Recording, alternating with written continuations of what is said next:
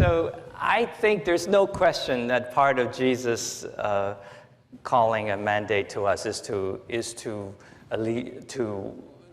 work to alleviate human suffering and poverty. Okay, he spent most of his life with the people on the margins of society. They were the untouchables of his time, the lepers, the prostitutes, the many others. Okay, and I think that this issue of the poor will always be with you.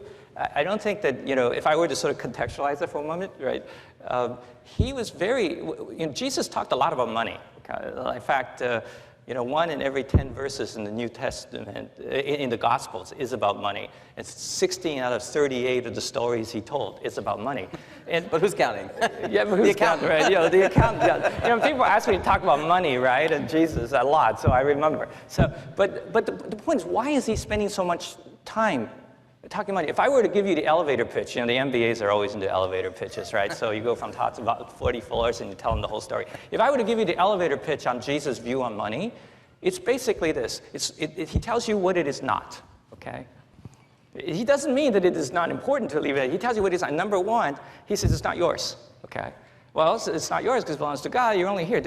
Your money is like library books, it's going back. Okay, so don't hang on to it too lightly. In fact, he's very specific about giving, right? He gives generously, give cheerfully, give quickly. Okay, don't let your money, the rust on your money accuses you. Okay, that's the book of James, right? So don't let it rust, right? Keep it moving. And give it quietly. Don't let your left hand know what your right hand has done, okay? So when it comes to money, it is not yours. So since it's not yours, keep it moving, guy, right? You're just a steward. Number two, okay, it is not reliable. It's not reliable. It is not ultimately, betterment is not measured in terms of how much wealth we have or how much we give to our kids or even the next generation. It isn't ultimately meaningful, okay? That he spends a lot of time talking about that. Number three, and most important of all, your money is not you, okay? Don't get confused. You are not your resume, and you are not how much money you make, okay? You have a soul, okay? For what does it profit a man if he gains the whole world and loses his soul? Okay? He's not saying money is not important or that it does not do good things. When you have the money, you do it well. But there is something of infinitely greater value at stake. And that is your soul. You have to feed it. You have to care for it. A well soul, a good soul, is worth a whole lot. In fact, it's what the whole game's about. I have my son just graduated from school. I won't mention school. He just did grad studies, right? There was a girl in his class. She came from a broken family. Her parents are divorced. Her husband, her father, is dating a 19-year-old who's pregnant. And as she puts it, family gatherings don't go well. But she leads Bible studies. She looks after people. My son would say she's the most giving, caring person in her class. Okay?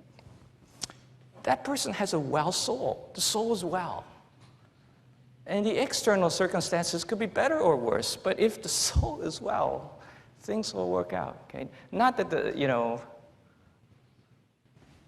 I'll just leave it at that. But how do we create that for other people? Right. So one story is, well, if everybody had faith the way you have faith, then they would have life, liberty, the pursuit of happiness.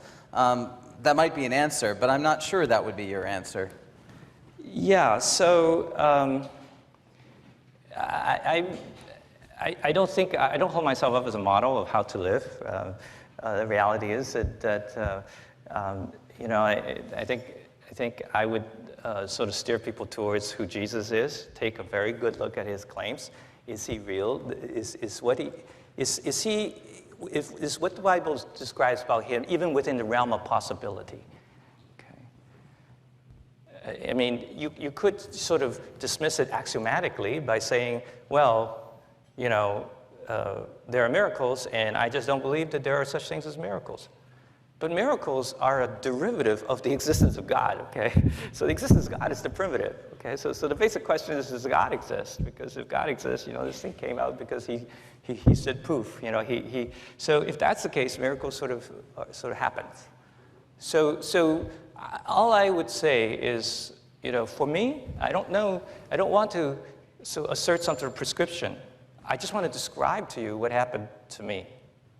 And it made a huge difference, that I actually took seriously what the Bible claimed.